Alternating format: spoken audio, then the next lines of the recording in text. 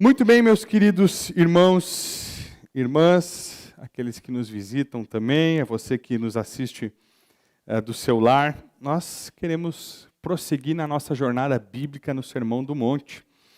A você que não tem acompanhado, nós temos uma série bíblica aí de pregações na maior mensagem que já foi pregada, ou uma das maiores mensagens que já foram pregadas nesse mundo, o Sermão do Monte, o Sermão da Montanha. Jesus subiu ao monte, assentou-se, seus discípulos aproximaram-se dele, e ele começou a ensiná-los.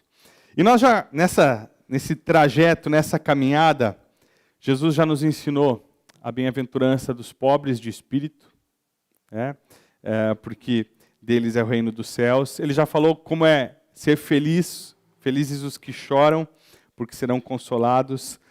Os mansos, porque herdarão a terra. Os que têm fome e sede de justiça, pois serão satisfeitos. E hoje, o nosso texto bíblico, ele continua, versículo 7, de Mateus capítulo 5. E nós entendemos a próxima bem-aventurança, ou o segredo da felicidade, ou em busca da felicidade. E diz o seguinte, a palavra de Deus, se você não abriu, abra lá Mateus 5:7, você pode acompanhar pela nossa tela. Mateus capítulo 5, versículo 7. Enquanto isso eu tomo uma aguinha, enquanto você abre a sua Bíblia, ou acompanha conosco na tela. Diz a palavra de Deus, bem-aventurados os misericordiosos, pois alcançarão misericórdia. Mais uma vez, o texto diz, bem-aventurados os misericordiosos, pois alcançarão misericórdia. Deus é misericordioso e Ele quer falar contigo, e comigo nessa noite. Vamos clamar pela misericórdia dEle mais uma vez? Fecha teus olhos. Jesus, obrigado pela Tua palavra, Senhor. Senhor meu e Rei de tantas vidas que estão aqui. Obrigado porque essa misericórdia foi derramada sobre nossa vida, juntamente com a Tua graça. Mas essa é a misericórdia que precisa alcançar outras pessoas, pessoas que estão ao nosso redor. Então nos ensina nessa noite, fala ao coração da Tua igreja, fala ao coração daqueles que estão aqui nessa noite, fala ao coração dos visitantes, daqueles que nos ouvem pela internet. Em nome de Jesus, Senhor, fala e cala o nosso coração, aquieta nosso coração e a nossa alma para ouvir a Tua palavra, em nome de Jesus. Amém. Falta misericórdia nesse mundo? Falta misericórdia nesse mundo? O que você acha? Sim, né? Acho que você vai concordar comigo, falta. Agora vamos fazer uma pergunta um pouquinho mais difícil e olhar para dentro de nós. Falta misericórdia na igreja do Senhor? Falta misericórdia na igreja do Senhor? Pois é. Todos falam, sobre viver em um mundo melhor. Não é assim? Nós precisamos viver em um mundo melhor, nós precisamos fazer desse mundo melhor. Mas, sinceramente, nós temos dificuldade de fazer do nosso mundo um mundo melhor, da nossa cidade uma cidade melhor, ou da nossa família uma família melhor. Porque nos falta misericórdia. Um lugar melhor, uma cidade melhor, uma família melhor, com certeza será uma família, um lugar, uma cidade cheio de misericórdia. Mas nós temos pouca misericórdia a oferecer. Mas queremos receber muita misericórdia. Já parou para pensar nisso? Eu e você temos a tendência de pensar, não, mas essa pessoa, tá certo que eu errei, mas não precisava tratar assim, podia ter sido mais light, mais leve, mais misericórdia. Mas na hora de exercermos a misericórdia, aí o bicho pega, né? A pessoa não merece. Ela não merece, é justo, e eu vou dar uma lapada nela. Bom, o apóstolo Paulo, 2 Coríntios capítulo 1, versículo 3, ele vai falar e vai se referir a Deus como o Pai das misericórdias. Então Deus é conhecido e definido na sua palavra como o Pai das misericórdias. Bom, nós precisamos entender nessa noite o que esse Pai das misericórdias espera dos seus filhos. O que o Pai das misericórdias espera de você como filho ou como filha de Deus. Mas para que a gente possa entender melhor isso, nós precisamos definir o que é misericórdia. Afinal de contas, o que é misericórdia? Quando nós olhamos para a misericórdia e para esse termo, nós podemos ver ele sobre dois lados, dois aspectos. Um deles, misericórdia, é o ato de tratar o ofensor com menor rigor do que ele merece. Tratar o ofensor com menor rigor do que ele merece. Alguém agiu mal para com você, de forma injusta, ilícita. O justo era você revidar na mesma moeda, pelo menos diante dos nossos olhos, né, da justiça humana. Um ato de misericórdia é não retribuir alguém que merece um ato de retribuição. Outro lado da misericórdia é a compaixão por alguém que passa necessidade. Alguém que tem uma necessidade, seja física, seja espiritual, seja emocional, demonstrar compaixão por essa pessoa. Agir em compaixão por essa pessoa. Quando você vai para o Antigo Testamento, é interessante porque na cultura, né, do Antigo Testamento, e um pouquinho do Novo Testamento também, a misericórdia está ligada a sentimentos que vêm das entranhas, assim ela é descrita. É como se um sentimento viesse aqui do estômago, apertando as suas entranhas, e de repente ele se transformasse em uma ação de ajuda ao próximo. Era assim que era descrita a misericórdia, né? Hoje a gente trata isso como sentimentos, a gente descreve vindo do coração, né? A gente fala, eu senti senti um aperto no coração, aí eu ajudei aquela pessoa, né? Mas é um sentimento que muitas vezes mexe, né, aqui embaixo com o estômago, e é assim que eles descreviam, né? Os sentimentos vinham das entranhas. Então a misericórdia é um sentimento que estava ligado a essas entranhas. No Novo Testamento, a misericórdia ela é apresentada com outro conceito, graça. Também tem esse conceito no Antigo Testamento, mas eu quero focar um pouquinho no Novo Testamento, junto com a graça. Qual é a diferença entre graça e misericórdia? Graça e misericórdia. A misericórdia, termo grego eleus, ela trata da dor e da miséria e desespero que são resultado do pecado. Então o pecado entrou no mundo e através do pecado vem a dor. Através do pecado vem a miséria. Através do pecado vem o desespero. E a misericórdia vem para tentar amenizar essa dor, esse desespero, estender a mão àqueles que precisam. A graça, do grego charis, ela lida com o próprio pecado e com a própria culpa, ao invés de com os resultados do pecado e da culpa. Então, a misericórdia, ela vem para trazer alívio para quem está sofrendo. E a graça vem para trazer perdão. A misericórdia ajuda, estende a mão. A graça limpa e purifica o pecador. Salmo 86, verso 15, traz uma outra definição de Deus, um outro conceito a respeito de Deus com misericórdia. Descreve Deus novamente assim. 86, 15, diz assim: mas tu, Senhor, és Deus compassivo e misericordioso, muito paciente, rico em amor e em fidelidade. Deus compassivo, misericordioso, muito paciente, rico em amor e em fidelidade. O nosso Deus, como Paulo descreveu, ele é o Pai das misericórdias e ele é rico, ele tem muita misericórdia. Quando esse Deus passa a ser o centro da vida de uma pessoa, por consequência, essa pessoa precisa refletir essa qualidade. Se Deus é o centro da minha vida, eu preciso refletir essa qualidade do Senhor. E aí eu faço uma pergunta novamente. Antes eu perguntei se faltava misericórdia no mundo, ou na igreja do Senhor. Agora eu faço outra pergunta. Será que eu tenho sido misericordioso? Já parou para pensar na sua vida?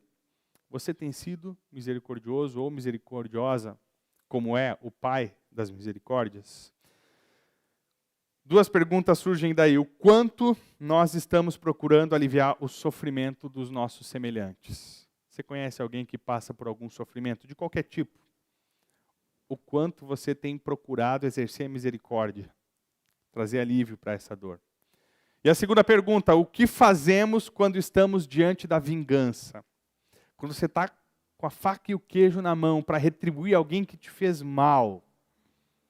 Será que no teu coração vem o sentimento de misericórdia? Ou será que você se apega à justiça, né? E diz, não, tem que ser justiça. Lembre-se, no Sermão do Monte, versículo 6, Jesus diz, bem-aventurados os que têm fome e sede de justiça, pois serão satisfeitos. E logo depois ele fala, bem-aventurados os misericordiosos. As pessoas que encontram Cristo, que vivem uma vida feliz com Ele, eles têm os dois sentimentos presentes no seu coração. O estilo de vida, justiça, ao lado de misericórdia. Bom, uma outra pergunta importante de respondermos, né, para entendermos bem o texto e o seu contexto, é por que Jesus fala sobre misericórdia? Qual era o pano de fundo do ensino de Jesus e por que ele vai falar explicitamente sobre misericórdia? Esse tema, ele não é novo no ensino de Jesus, já é um tema presente no Antigo Testamento. Você provavelmente já leu ou já ouviu falar Oséias capítulo 6, versículo 6. Você vai lembrar comigo. Diz lá, eu quero misericórdia e não holocaustos, conhecimento de Deus ao invés de sacrifícios. Deus conclamava o seu povo e chamava o seu povo a exercer misericórdia. Mas por que Deus chamava isso? Por que Deus queria misericórdia ao invés de sacrifícios? Conhecimento de Deus ao invés de holocaustos? Porque alguns do povo de Israel, eles estavam muito presos aos rituais religiosos. Como seriam os rituais? E Deus tinha dado ordens a respeito dos rituais. Mas eles esqueciam das pessoas. O ritual era mais importante do que as pessoas. E Deus vai conclamar e vai chamar o seu povo. Eu quero misericórdia. Eu quero que vocês olhem para os necessitados. Eu quero que vocês perdoem, que vocês exerçam misericórdia. É melhor a misericórdia do que os rituais litúrgicos do culto, do que os sacrifícios. E quando você vai para a época de Jesus, você acha que era diferente? Não era. Se você puder me acompanhar, abra a sua Bíblia em Marcos, capítulo 7. Observa o nível da falta de misericórdia que havia nos tempos de Jesus. Marcos capítulo 7, a partir do versículo 9, Jesus diz o seguinte, e disse-lhes, vocês estão sempre encontrando uma boa maneira de pôr de lado os mandamentos de Deus, a fim de obedecerem às suas tradições. Então é Jesus falando com os líderes religiosos. Vocês estão deixando de lado o mandamento de Deus para obedecer às tradições de vocês. Versículo 10, Marcos 7, a partir do 10 agora. Pois Moisés disse, honra teu pai e tua mãe, e quem amaldiçoar seu pai e sua mãe terá que ser executado. Então qual é o mandamento? Honrar pai e mãe. Tá? Honrar pai e mãe, cuidar do pai e da mãe. Agora olha o 11, o que o pessoal estava fazendo na época de Jesus. Mas vocês afirmam, se alguém disser a seu pai e sua mãe, qualquer ajuda que vocês poderiam receber de mim é corbã, isto é, uma oferta dedicada a Deus, vocês o desobrigam de qualquer dever para com seu pai ou sua mãe. Assim vocês anulam a palavra de Deus por meio da tradição que vocês mesmos transmitiram e fazem muitas outras coisas como essa. Sabe o que o pessoal estava fazendo? Usando o culto ou aquilo que Deus instituiu como uma desculpa para não cumprir as suas obrigações, esquecendo outras coisas que Deus instituiu. Corbã, palavra hebraica que fala de uma oferta ou de um sacrifício. E qual era o contexto aqui para a gente entender como faltava misericórdia na época de Jesus? Se alguém chegasse aí no culto com uma oferta, e de repente o pai e a mãe estavam passando fome em casa, não tinha condições de comprar comida, não tinha condições, vamos contextualizar, de comprar um remédio, e o filho depositasse essa oferta, e ele dissesse, não, esse dinheiro aqui, eu não posso ajudar meu pai e minha mãe porque eu quero ofertar ao Senhor. E deixava o pai e a mãe passar fome ou sofrer sem a saúde que necessitava. Os líderes religiosos diziam, isso aí, está tudo certinho, é o dinheiro de Deus mesmo. Ofertar, entregar o corbã, era algo bíblico e era algo do desejo do Senhor. Mas era necessário fazer isso sem esquecer do pai e da mãe. Então esses homens religiosos, eles tinham tão pouca misericórdia que eles não conseguiam exercer misericórdia pelo pai e pela mãe. E usavam Deus como uma desculpa. Um outro texto, vai um pouquinho adiante, vai para o livro de Lucas, para o Evangelho de Lucas, capítulo 13. Esse texto nos mostra uma outra situação, que também retrata a falta de misericórdia no mundo na época. Lucas capítulo 13, a partir do versículo 10. Lucas 13, a partir do 10. Olha essa história aqui. Certo sábado, Jesus estava ensinando numa das sinagogas. Ali estava uma mulher que tinha um espírito que a mantinha doente havia 18 anos. Ela andava encurvada e de forma alguma podia endireitar-se. Então uma mulher, né, Jesus estava na sinagoga, a sinagoga não era o templo, era o lugar que havia em várias cidades onde se ensinava nos sábados a palavra de Deus, o Antigo Testamento. Jesus estava ali ensinando. E tinha uma mulher que há 18 anos, não era um mês, não era uma semana, 18 anos tinha uma doença e ela andava encurvada por causa dessa doença. O que aconteceu? Vamos lá, versículo 12. Ao vê-la, Jesus chamou à frente e lhe disse: mulher, você está livre da sua doença. Então lhe impôs as mãos e imediatamente ela se endireitou e passou a louvar a Deus. Olha que maravilha. A mulher foi curada. 18 anos escravizada e presa àquela doença que provavelmente lhe causava muitas dores. Mas em um momento, na sinagoga, Jesus impôs as mãos e ela foi curada. Aleluia, todo mundo ficou feliz.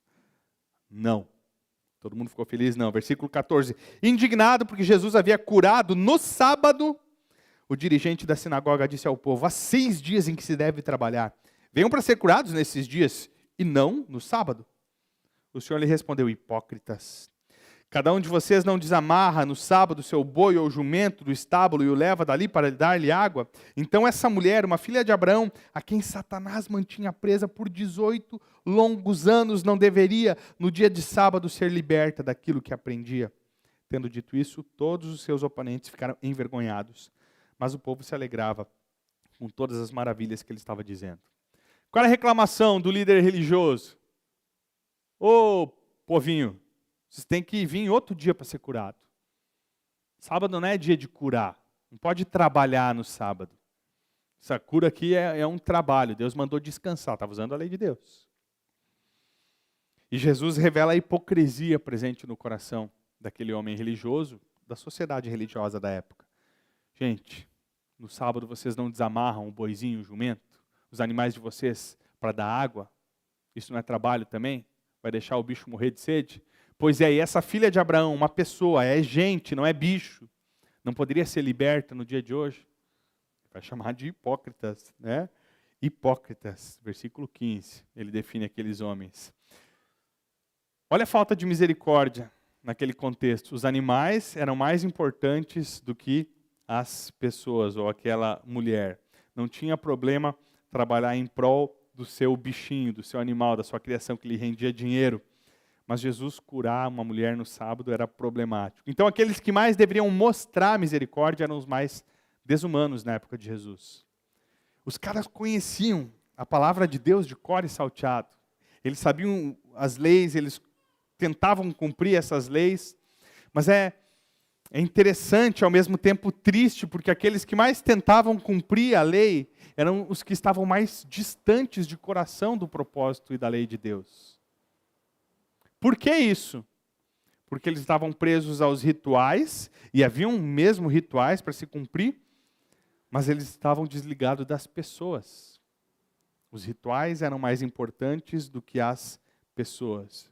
Isso fazia com que eles esquecessem das pessoas mais próximas, como por exemplo os pais, que nós vimos aqui. Então aqueles que pareciam estar mais próximos de Deus na época de Jesus, porque tinham muito conhecimento a respeito de Deus, no final das contas, eles eram os mais distantes, eram aqueles que estavam mais longe.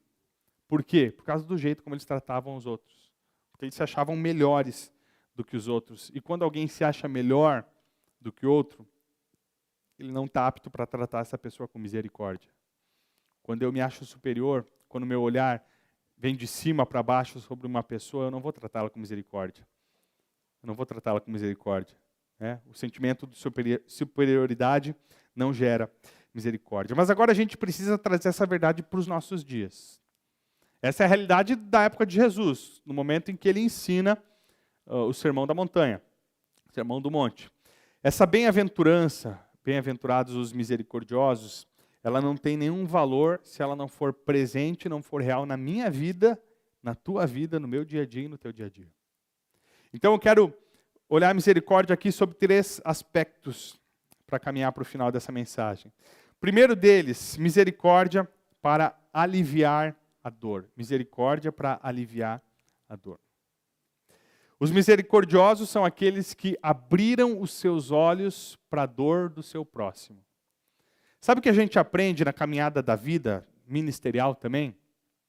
O quanto nós, gente, seres humanos, o quanto nós somos egoístas. Na nossa dor, quando nós passamos por período de dor, muitas vezes a nossa tendência é nos fecharmos em nós mesmos. E nós olhamos para a nossa dor, nós pensamos como somos coitados e nos enganamos achando que somos os mais sofredores do mundo, porque eu sofro, porque a minha dor, porque a minha dor. E nós deixamos de olhar para o lado, para as pessoas ao nosso redor. Os misericordiosos são aqueles que abriram seus olhos e eles descobriram que tem gente que sofre também, que não são os únicos a sofrer nesse mundo. E os misericordiosos são aqueles que receberam misericórdia da parte de Deus e entendem essa misericórdia diariamente sendo derramada. E porque receberam a misericórdia de Deus, eles querem compartilhar com outras pessoas que estão sofrendo. Meu amigo, minha amiga, Deus tem curado as tuas feridas, Deus tem tratado o teu coração sofredor, Deus tem te preservado no meio de tanta dificuldade. Se você está vivo aqui respirando, isso é um sim. Talvez você não perceba, mas é um sim. Então, quem sabe, não é hora de você olhar para o lado e usar dessa misericórdia que você tem recebido diariamente de Deus para com pessoas que estão sofrendo. Por isso, misericórdia para aliviar a dor do próximo. Segundo lugar, misericórdia para os que estão bem próximo. Por que eu coloquei esse desdobramento aqui da misericórdia? Sabe por quê? Porque alguns de nós têm a tendência de olhar para a dor do próximo e querer ajudar muito os que estão fora, os que estão longe. De repente, o coração apertado por ver aquele homem de rua. Você vai para uma cidade maior, na sinaleira, crianças pedindo e o coração aperta e eu quero ajudar e eu preciso ajudar. Isso é importante. Misericórdia para aliviar a dor. Agora, às vezes, nós temos um olhar para fora para exercer misericórdia e não para dentro. O que eu quero dizer com isso? Eu quero ilustrar com a frase de um evangelista. Eu retirei de um livro que citava essa frase. Não sei quem é o autor dela. Mas ele escreve o seguinte: por anos a fio, viajei através do país trabalhando para ganhar as almas dos filhos dos outros homens. E os meus deixei-os entregues à própria sorte. E talvez tenham ido para o inferno. Deixa eu ler novamente essa frase. Por anos a fio, viajei através do país trabalhando para ganhar as almas dos filhos dos outros homens e os meus filhos. Os meus deixei-os entregue à própria sorte e talvez tenham ido para o inferno. É bonito sentir misericórdia de alguém que pede na sinaleira, de dar uma esmola, as pessoas olharem e você ser admirado. Não estou dizendo que é errado, mas gera uma admiração de outras pessoas. Mas, e dentro de casa? Será que eu tenho exercido essa misericórdia? E no trato com os filhos, será que é só laço e castigo? Ou será que tem conversa, amor e misericórdia? E no trato com os pais, será que é só a resposta grosseira, desobediência ou abandono? Ou será que é a misericórdia? E com os familiares, você está percebendo onde eu quero chegar? Misericórdia para os que estão bem próximos.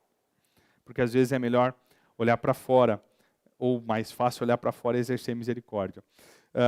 Um exemplo, de um aprendizado aí da minha vida. Certa vez, ainda morávamos em Carazinho, e nós tínhamos um trabalho entre as igrejas, chamado Escola da Vida. Então, como igreja, várias igrejas se reuniam e nós, então, íamos às escolas e fazíamos uma semana um projeto na escola de evangelização. E era um projeto muito bacana. E nós estávamos fazendo o primeiro projeto nessa escola. E era de manhã, cedo. E o Daniel estava doente. O Daniel ainda era pequenininho, nós não tínhamos a Ana, Daniel doente. Mas eu tinha assumido o compromisso com aquele projeto. Nós íamos evangelizar na escola, ganhar jovens e adolescentes para Jesus. Esse era o nosso propósito. Mas meu filho doente. Eu falei para a Rose, não dá para levar no hospital não, que é o hospital em outra cidade, que nos atendia. Ela procurou uma irmã da igreja, a irmã da igreja levou ela para o hospital, levou ela e o Daniel lá para o hospital. E eu lá, querendo cuidar do filho, como esse evangelista disse, querendo cuidar dos filhos dos outros homens, né? Até que meu pai mandou uma mensagem, eu não lembro exatamente o conteúdo da mensagem, né? Mas ele falou algo parecido como, olha, os ministérios vão passar, mas o que vai permanecer é a tua família. Cuida da tua família. Algo assim ele falou, não lembro exatamente. E ali eu percebi, né? Talvez assim como esse homem, eu estava querendo cuidar dos filhos dos outros, mas o meu filho que precisava da minha misericórdia, precisava do pai presente junto, naquela situação, minha esposa precisava, eu estava deixando de lado. Misericórdia para os que estão próximo, para depois exercer misericórdia para quem precisa fora. Terceiro lugar, terceiro desdobramento, misericórdia para os que nos machucam. Misericórdia tem a ver com perdão. A misericórdia de Deus faz com que Ele não nos trate como era justo, como deveria nos tratar.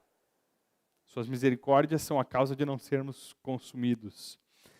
E às vezes, nós podemos pensar, misericórdia é para quem merece. Se a pessoa é boazinha, aí eu trato com misericórdia. Agora, a pessoa que me machuca, esse é laço. Esse precisa sofrer, precisa aprender na vida. A misericórdia envolve perdão, e perdão envolve as pessoas que nos machucam. E deixa eu tentar argumentar isso olhando para Deus. O que aconteceria se Deus retirasse a misericórdia dele da sua vida? Lamentações 3, eu vou citar esse texto na conclusão, diz que as misericórdias do Senhor são a causa de não sermos consumidos. Ou seja, se Deus retirasse a misericórdia de você, da tua vida, você seria consumido. E também, você estaria condenado ao inferno, à perdição eterna, se Ele retirasse sua misericórdia e sua graça. Agora, se Deus retirasse a sua misericórdia, a sua graça da minha vida e da sua vida, Ele seria um Deus injusto? Não, Ele continuaria sendo totalmente santo, totalmente puro, totalmente justo, mesmo que Ele retirasse a sua misericórdia sobre a minha vida e me enviasse ao inferno. Agora, pensando nisso, essa pessoa que te machucou, talvez ela de fato não mereça a sua misericórdia. Talvez de fato ela não mereça que você estenda a mão a ela e a ajude. Mas lembre-se, você também não merecia da parte de Deus. Mas ainda assim, Ele estendeu a sua boa mão, a sua mão de bondade e de graça sobre a sua vida. Você é chamado para usar de misericórdia com aquela pessoa que te agrediu, que te fez sofrer, que fez fofoca de você, que te trouxe uma mágoa no coração. Essa pessoa que talvez veio à tua mente agora, Deus está te chamando para que essa pessoa seja alvo da tua misericórdia, ou melhor, da misericórdia de Deus, através da tua vida. A tua vida pode ser uma ponte para essa vida, uma ponte da misericórdia de Deus, alcançando este coração. Finalmente, queridos, Lamentações 3, 22 a 23.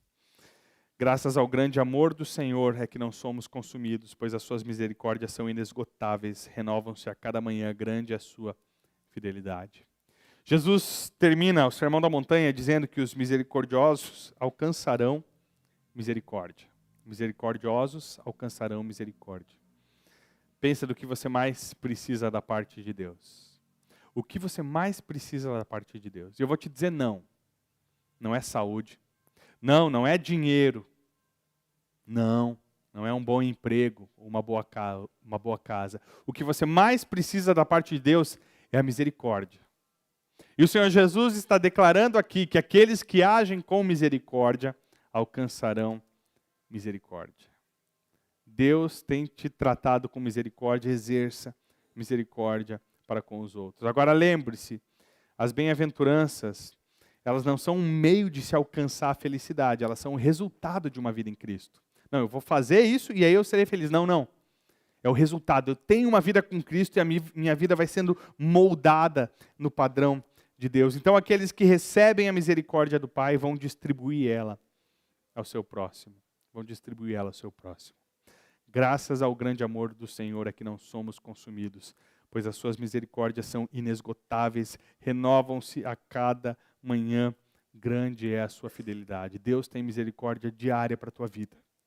E Ele te chama a exercer misericórdia diária sobre a vida de outras pessoas, tanto daqueles que te machucam, quanto daqueles que necessitam da misericórdia de Deus. Que o Senhor me ajude e te ajude a tomar decisões nessa noite para exercer essa misericórdia. Que Ele nos guie nessa noite. Feche teus olhos, vamos orar enquanto o grupo de música vem aqui à frente.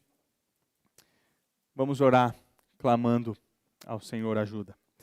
Pai, nós nos colocamos diante do teu altar e nós pedimos que tu nos ajude, Senhor. Senhor, é verdade, nós somos tentados de muitas formas nesse mundo. E muitas vezes o fato de desejarmos a justiça, e esse é um desejo justo, é um desejo verdadeiro, sincero, um desejo bíblico, mas muitas vezes esse desejo abafa o teu chamado para nossas vidas, que é o chamado de exercer misericórdia. Faz de nós um povo misericordioso, assim como tu és um Deus misericordioso. Faz-nos olhar para ti, para a tua cruz, para a tua graça sendo derramada sobre nossa vida diariamente, para que nós possamos distribuir essa graça, esse amor, essa misericórdia para aqueles que sofrem. Deus, em nome de Jesus, transforma essa cidade, Santa Maria de Jetibá. Essa cidade precisa mais do teu amor, da tua graça e da tua misericórdia. E nós seremos os instrumentos desse amor, dessa graça, dessa misericórdia. Portanto, levanta, Pai, nessa noite, nesse lugar, nesse instante, homens, mulheres, jovens, adolescentes, crianças, que serão portadores da misericórdia santa do nosso Deus Santo, filhos do Pai da misericórdia. Em nome de Jesus, nos leva a esse lugar e nos ajude a exercer a tua santa misericórdia. Amém, Senhor.